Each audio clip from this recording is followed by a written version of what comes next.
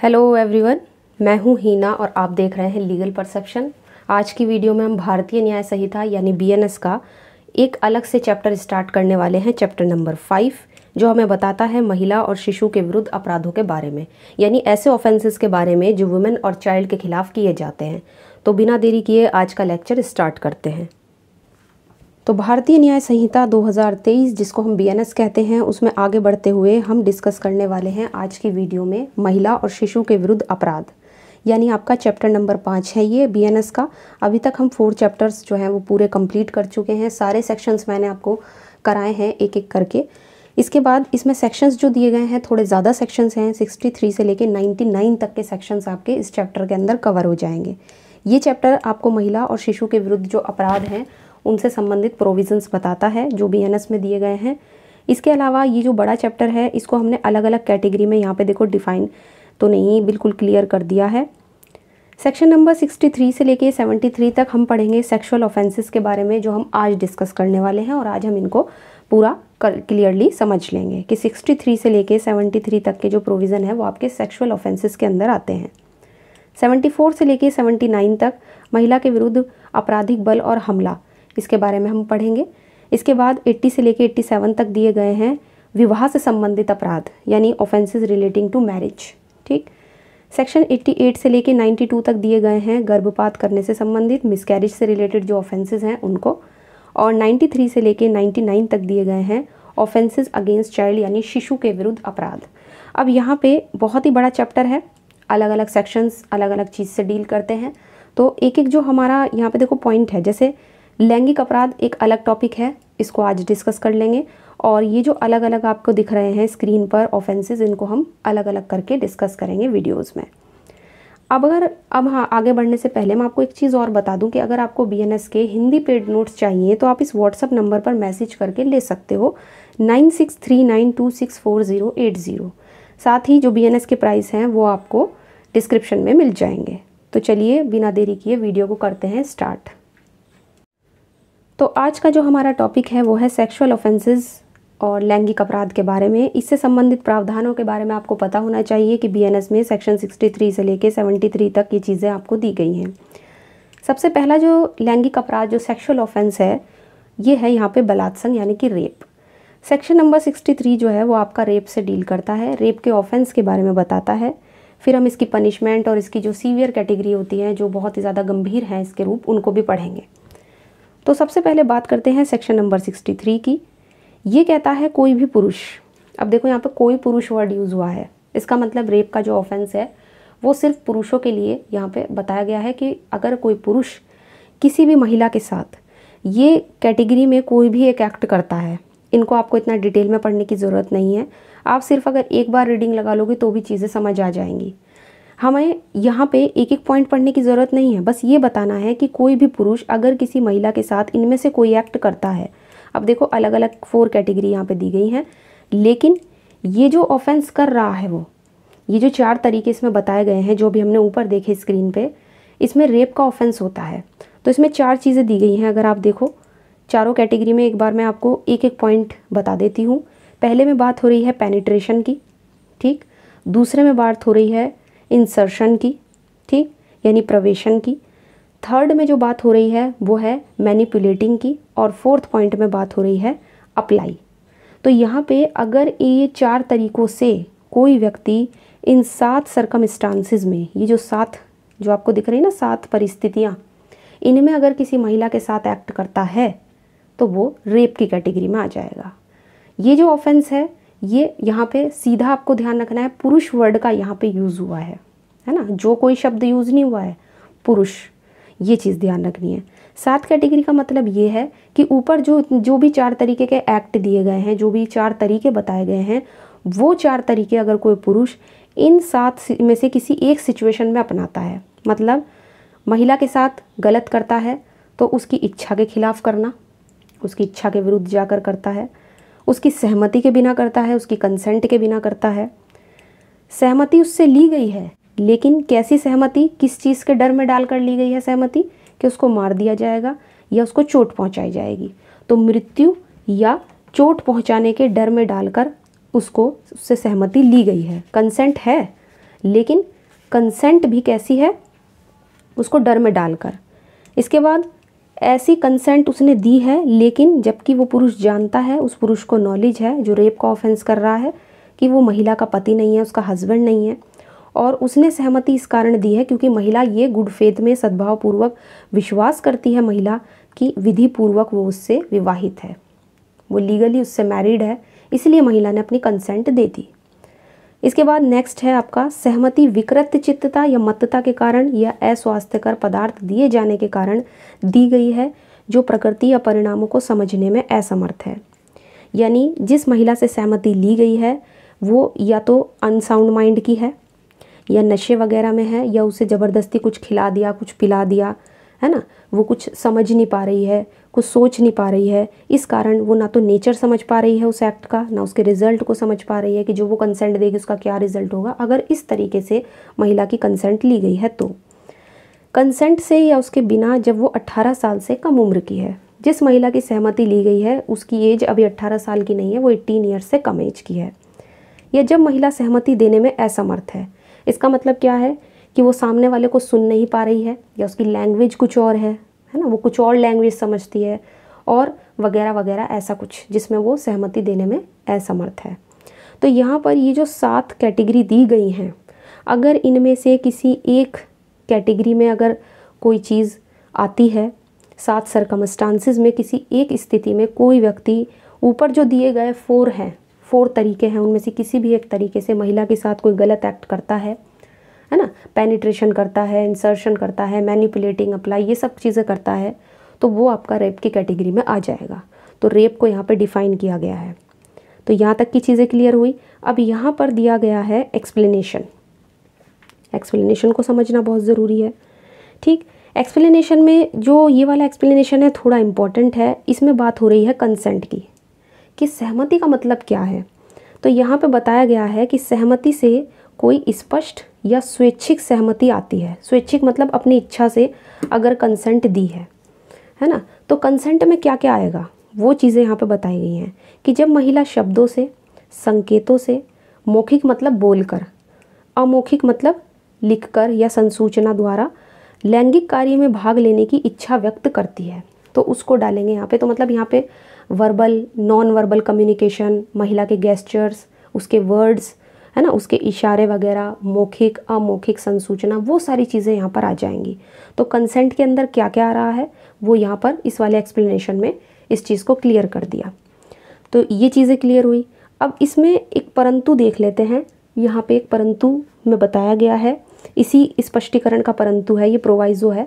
इसमें कहा गया है कि ऐसी महिला के बारे में जो भौतिक रूप से विरोध नहीं करती है ना, भौतिक रूप से मतलब फिजिकली विरोध नहीं कर रही है किसी भी चीज़ का, जो पेनिट्रेशन का एक्ट है उसका, केवल इस कारण ये नहीं समझा जाएगा कि उसने लैंगिक क्रियाकलाप के लिए सहमति दी है।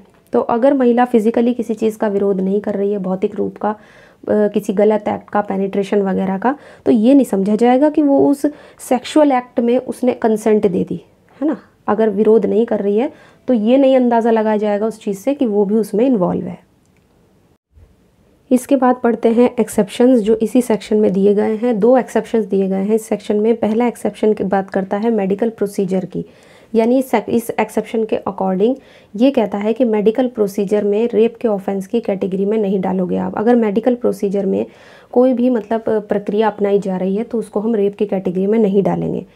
नेक्स्ट एक्सेप्शन बात करता है पुरुष द्वारा अपनी ही पत्नी के साथ अगर कोई सेक्सुअल एक्ट किया जाएगा तो उसको हम रेप की कैटेगरी में नहीं डालेंगे अगर वाइफ की एज 18 साल से कम नहीं है। मतलब अगर वाइफ की एज 18 साल से ज़्यादा है और उसके हस्बैंड के द्वारा उसके साथ सेक्सुअल इंटरकोर्स किया जाता है तो फिर यहाँ पे उसको रेप की कैटेगरी में नहीं डालेंगे।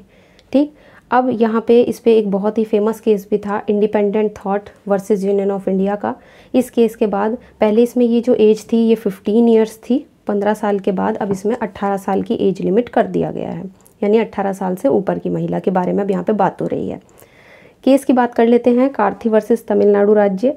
इस केस को यहाँ पे मैं सोचे एक केस तो आपको बताइए होना चाहिए यहाँ पे। इस मामले में कोर्ट ने कहा कि धोखा देकर रेप करने के लिए कंसेंट लेना किसी भी अपराधी को दोषमुक्त करने के लिए वैध बचाव नहीं होगा। यानी अगर किसी व्यक्ति ने किसी महिला को धोखे से उसकी कंसेंट ले ली है ना रेप करने के लिए, तो वो अपराधी ये नहीं कह सकता कि यहाँ पर हम उसको मतलब कि उसको माफ़ कर दिया जाए, तो ऐसा नहीं होगा। तो यहाँ पर ये वाला केस थोड़ा इम्पोर्टेंट है, 2013 का केस है, इसको आपको ध्यान रखना है। सेक्शन नंबर 64 की बात करें तो ये बात कर रहा है इसके पनिशमेंट की, कि रेप की पनिशमेंट कितनी होगी। तो यहाँ पे सिंपली बताया गया है कि जो कोई किसी भारतीय के कारावास से जो कोई व्यक्ति मतलब पुरुष कि जो कोई उपधारा 2 में दिए गए मामलों के सिवाय, मतलब ये जो सबसेक्शन 2 है ना, इसमें जो भी मामले दिए गए हैं इनको छोड़कर अगर कोई रेप कमिट करेगा तो वो दोनों में से किसी भारतीय के कारावास से जो कठोर कारावास होगा और 10 साल से कम का नहीं होगा, लेकिन लाइफ इम्प्रिजनमेंट तक का हो सकता है और जुर्माने से भी यहाँ पर उसको दंडित किया जाएगा। अब ये जो सबसेक्शन 2 में कैटेगरी दी गई हैं, इसमें अलग अलग कैटेगरी बताई गई है। जैसे अगर कोई पुलिस ऑफिसर होते हुए, कोई पब्लिक सर्वेंट होते हुए, केंद्र राज्य सरकार द्वारा नियुक्त किसी आर्म फोर्सेस का कोई मेंबर होते हुए, जैसे आर्म्ड फोर्सेस होती हैं है ना, उनका अगर कोई मेंबर होते हुए, या विधि द्वारा स्थापित किसी जेल या कोई कस्टडी की जो जगह होती है वहाँ पर जहाँ पे महिलाओं को या बच्चों को रखा जाता है, तो उस जगह पे कोई कर्मचारी होते हुए, या किसी हॉस्पिटल का प्रबंधक या कर्मचारी होते हुए, ये कैटेगरी देखनी है हमें, या महिला का नातेदार, संरक्षक है ना, अध्यापक या प्राधिकार की हैसियत से होते हुए, सांप्रदायिक हिंसा के दौरान, दंगे वगैरह अगर हो गए उस दौरान, किसी प्रेग्नेंट लेडी के साथ या उस लेडी से जो सहमति देने में असमर्थ है, या महिला पर जो नियंत्रण रखने का जिसके पास अथॉरिटी है, या मानसिक या शारीरिक रूप से कोई महिला बीमार है उस स्त्री के साथ, या रेप करते समय महिला को बहुत ही गंभीर चोट पहुंचाता है, उसे विकलांग वगैरह बना देता है, उसकी लाइफ को खतरे में डाल देता है और उस महिला से बार बार ऐसा करता है ना, रेप करता है, तो यहाँ पे इसकी पनिशमेंट अब बढ़ जाएगी। तो ये जितनी भी ऊपर हमने कैटेगरीज पढ़ी है ना, इनके लिए पनिशमेंट इसमें अलग से दी गई है। वो जो पनिशमेंट थी वो सेक्शन 63 वाले अपराध के लिए थी, लेकिन अगर कोई भी रेप का ऑफेंस इनमें से ऊपर जितनी भी कैटेगरीज दी गई हैं इनमें से किसी एक के अंदर आ रहा है तो उसका पनिशमेंट मिलेगा कठोर कारावास, 10 साल से कम का नहीं होगा और आजीवन कारावास तक का हो सकता है और जुर्माने से भी उसको दंडित किया जाएगा। तो सेक्शन 64 जो है वो बेसिकली यहाँ पे पनिशमेंट की बात कर रहा है। इसके बाद आता है सेक्शन नंबर 65। ये कहता है कतिपय मामलों में बलात्संग के लिए दंड, यानी कि कुछ मामले ऐसे हैं जिसमें रेप के लिए, कुछ सर्टेन केसेस हैं जिनमें रेप के लिए क्या पनिशमेंट होगी। अब यहाँ पे बताया गया है कि जो कोई 16 साल से कम उम्र की महिला से रेप कमिट करेगा, अगर 16 साल से कम उम्र की है कोई महिला तो 16 साल से कम उम्र की एज लिमिट ध्यान रखनी है, उसकी पनिशमेंट होगी कम से कम 20 साल का कठिन कारावास। जो कठिन कारावास होगा वो मिलेगा, वो भी 20 साल का मिनिमम है ये, और मैक्सिमम कितना हो सकता है लाइफ इम्प्रिजनमेंट का, और जुर्माने से भी उसको दंडित किया जाएगा। लेकिन यहाँ पे बताया गया है इसमें, परंतु एक प्रोवाइजो डाला गया है कि जो जुर्माना, जो फाइन लिया जाएगा वो जो विक्टिम होगी उसके जो भी मेडिकल खर्चे वगैरह होंगे, जो उसका रिहेबिलिटेशन होगा उसके लिए उचित होगा, और साथ ही जो फाइन है वो विक्टिम को दिया जाएगा। तो यहाँ पे दोनों चीज़ें ध्यान रखनी है। थोड़े से प्रोवाइजो वगैरह हमें पता होने चाहिए क्योंकि क्वेश्चन जो है वो यहाँ से आ जाता है। ठीक इसी तरीके से जो सेकंड है जिसका सबसेक्शन 2 है उसमें बताया गया है 12 साल से कम उम्र की महिला के साथ अगर कोई रेप कमिट करता है तो उसके लिए पनिशमेंट यहाँ पे भी मिनिमम 20 साल का कठिन कारावास दिया गया है, मैक्सिमम लाइफ इम्प्रिजनमेंट तक की सज़ा मिल सकती है, और जुर्माना या फिर यहाँ पे डेथ सेंटेंस भी दिया जा सकता है। यहाँ पे अलग ये है कि यहाँ पे जो है वो मृत्युदंड जोड़ दिया गया है कि मृत्युदंड, वहाँ पे मृत्युदंड नहीं था, वहाँ पे मैक्सिमम लाइफ इम्प्रिजनमेंट था, यहाँ पे मैक्सिमम मृत्युदंड तक का पनिशमेंट मिल सकता है और जुर्माना तो है ही। ठीक, तो ये चीज़ें ध्यान रखनी है। थोड़ा सा जो है ना यहाँ पे कुछ चीज़ें हमें ध्यान रखने वाली, क्योंकि पनिशमेंट में थोड़ा अलग अलग पनिशमेंट दिए गए हैं।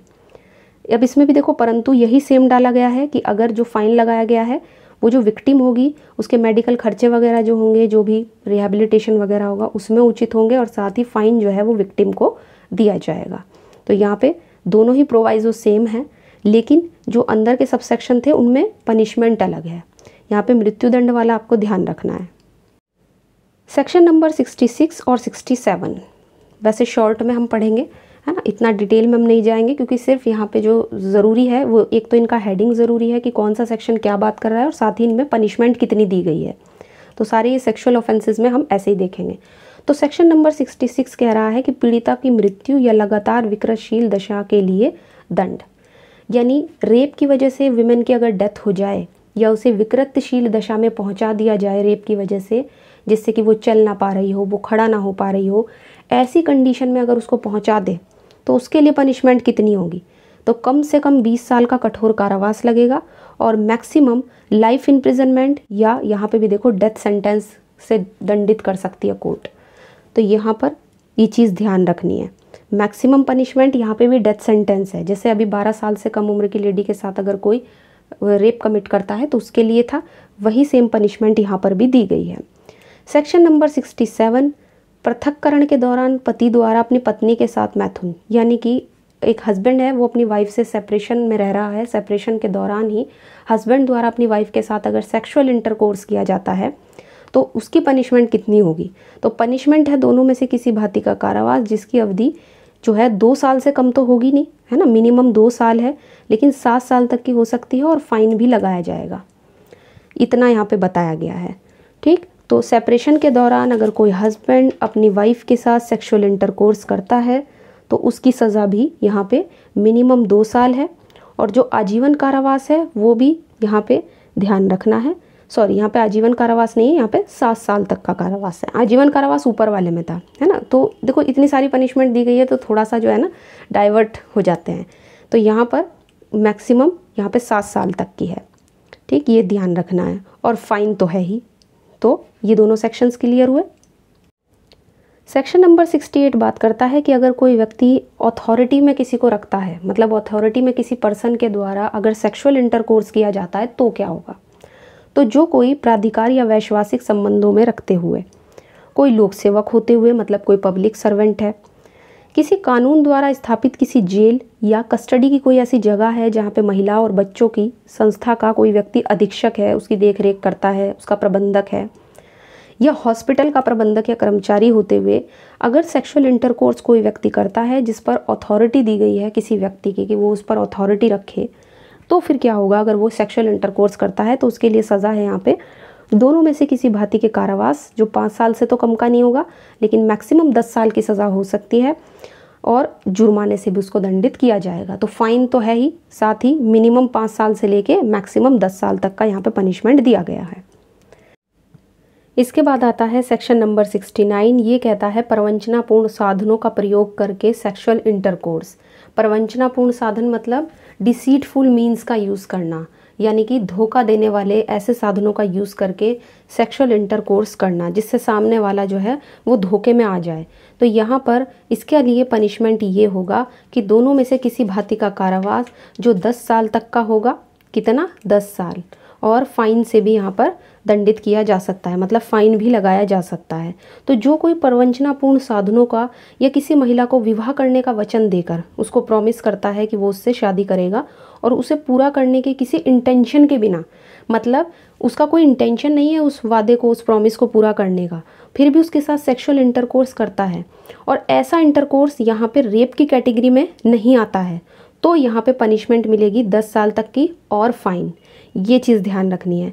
इसके एक्सप्लेनेशन में कहा गया है कि प्रवंचनापूर्ण साधनों में नियोजन या पहचान छिपाकर विवाह करने के लिए उत्प्रेरणा या उसका मिथ्या वचन आता है। मतलब जो यहाँ पे प्रवंचनापूर्ण साधन डिसीटफुल मीन्स की जो बात हो रही है, इसका मतलब उस तरीके की बात हो रही है कि कोई व्यक्ति या तो अपनी पहचान छुपाकर या अपना काम छुपाकर किसी सामने वाली महिला को विवाह करने के लिए उत्प्रेरणा, मतलब उसको धोखे में डालता है या उससे झूठा प्रॉमिस करता है, झूठा वादा उससे करता है कि वो उससे बाद में शादी कर लेगा। इस तरीके से अगर करता है तो वो सब आपका प्रवंचनापूर्ण साधनों के अंदर आएगा। नेक्स्ट आती है सेक्शन नंबर 70 यानी धारा 70। ये बात करती है गैंग रेप की, सामूहिक बलात्संग की।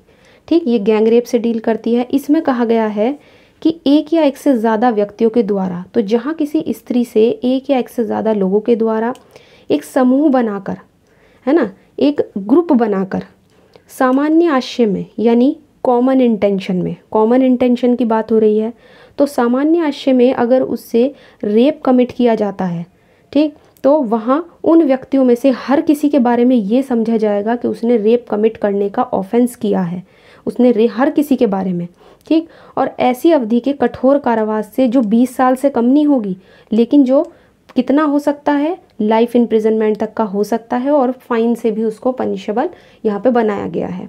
तो कठोर कारावास दिया जाएगा, मिनिमम 20 साल का और मैक्सिमम लाइफ इम्प्रिजनमेंट का, और जुर्माने से भी दंडित किया जाएगा। तो कुछ ये पॉइंट ध्यान रखने हैं। लोग एक से एक या एक से ज़्यादा व्यक्ति समूह बनाकर और कॉमन इंटेंशन को आगे फॉलो करते हुए।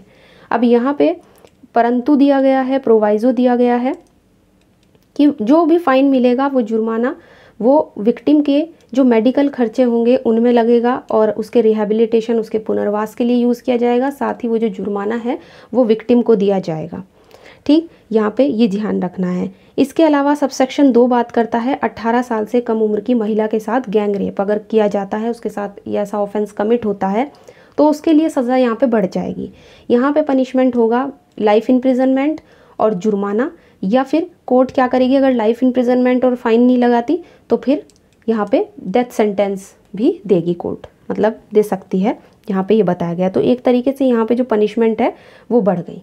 तो कोर्ट यहाँ पे या तो लाइफ इम्प्रिजनमेंट देगा। अच्छा, जो लाइफ इम्प्रिजनमेंट है वो कितना है, वो व्यक्ति के शेष प्राकृत जीवन काल के लिए, मतलब जो उसका बचा हुआ लाइफ है पूरी की पूरी वो जेल में गुजारेगा, तो बचे हुए लाइफ के लिए, है ना, यहाँ पे ऐसा लिखा हुआ है कि जो भी उसकी बची हुई पर्सन की जो बचा हुआ लाइफ है वो उसमें जेल में बिताएगा और मृत्यु दंड से दंडित होगा। तो अगर लाइफ इम्प्रिजनमेंट नहीं है तो फिर डेथ सेंटेंस भी कोर्ट यहाँ पे देगी। तो यहाँ पर यही चीज़ें बताई गई हैं, और यहाँ पे पनिशमेंट भी देखो, जैसे जैसे अपराध बढ़ता है वैसे वैसे पनिशमेंट भी यहाँ पे सीरियस होती जा रही है। इसके बाद अब इसमें भी देखो एक प्रोवाइजो यही डाला गया है, 2 हैं वैसे ये अलग अलग, जैसे कि यहाँ पे भी बिल्कुल वही सेम चीज़ दी गई है कि फ़ाइन जो है वो विक्टिम के मेडिकल खर्चे और पुनर्वास के लिए, और जो है फ़ाइन जो है वो पीड़िता को यानी जो विक्टिम होगी उसको दिया जाएगा।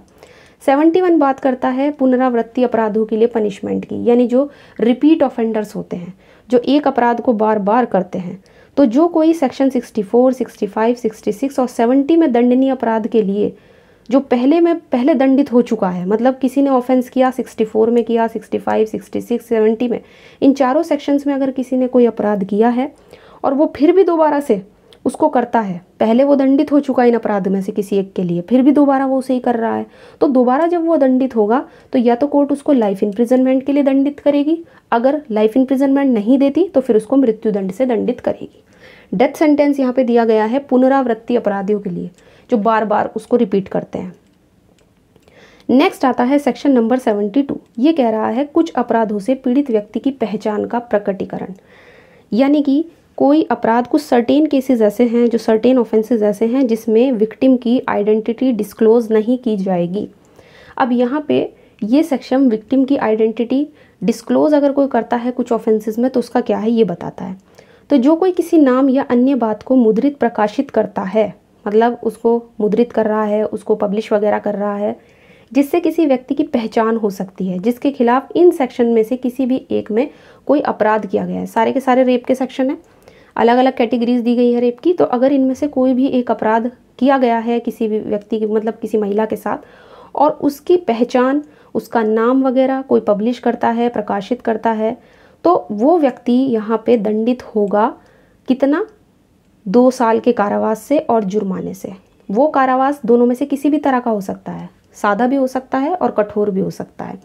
तो ये कहा गया है सेक्शन नंबर 72 में।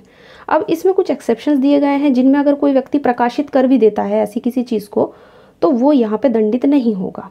कब उसका मुद्रण और प्रकाशन दंडित नहीं होगा? पहला, इन्वेस्टिगेशन करने वाले पुलिस ऑफिसर द्वारा या उसके लिखित ऑर्डर पर अगर ऐसा करना गुड फेथ में किया गया है, मतलब ऑफिसर को इन्वेस्टिगेशन करना था या उन्होंने कोई लिखित ऑर्डर दिया है उस पर ऐसा किया गया है तो, लेकिन गुड फेथ में। सेकंड, जो विक्टिम है उसके द्वारा या उसकी तरफ से उसकी लिखित परमिशन मिल गई है, लिखित अगर रिटिन में परमिशन ले ली है विक्टिम की या उसके तरफ से किसी अदर व्यक्ति की, अदर पर्सन की, तो। नेक्स्ट आता है पीड़ित व्यक्ति के निकट संबंधी द्वारा या उसकी लिखित सहमति से। जो निकट संबंधी हैं उनकी तरफ से, जो उनके क्लोज रिलेटिव्स हैं, अगर उनकी तरफ से मिल गई है तो ऐसा किया जा सकता है, अदरवाइज ऐसा करना ऑफेंस होगा। अब यहाँ पे एक परंतु एक प्रोवाइजो दिया गया है जिसमें कहा गया है कि निकट संबंधी द्वारा अनुमति जो दी जा रही है वो किसी मान्यता प्राप्त कल्याण संस्था या संगठन के अध्यक्ष या सचिव जो सेक्रेटरी हैं उनसे अलग कोई अन्य व्यक्ति नहीं देगा। तो ये चीज़ यहाँ बताई गई है। और स्पष्टीकरण में ये कहा गया है कि मान्यता प्राप्त कल्याण संस्था या संगठन का मतलब होता है कोई भी सेंट्रल गवर्नमेंट या स्टेट गवर्नमेंट के द्वारा मान्यता प्राप्त कोई समाज कल्याण संस्था या संगठन। मान्यता प्राप्त कल्याण संस्था यहाँ पे या संगठन किसको मानोगे? जो स्टेट गवर्नमेंट या तो किसी स्टेट गवर्नमेंट द्वारा या फिर सेंट्रल गवर्नमेंट के द्वारा मान्यता प्राप्त हो। अब बात करेंगे सेक्शन नंबर 73 की। ये कहता है अनुमति के बिना न्यायालय की कार्यवाहियों से संबंधित किसी भी मामले का मुद्रण या प्रकाशन करना। यानी इस सेक्शन में कहा गया है कि बिना परमिशन के कोर्ट की प्रोसीडिंग से रिलेटेड किसी भी मैटर का प्रिंटिंग या उसका अगर पब्लिशिंग करेगा तो उसके लिए क्या पनिशमेंट होगी।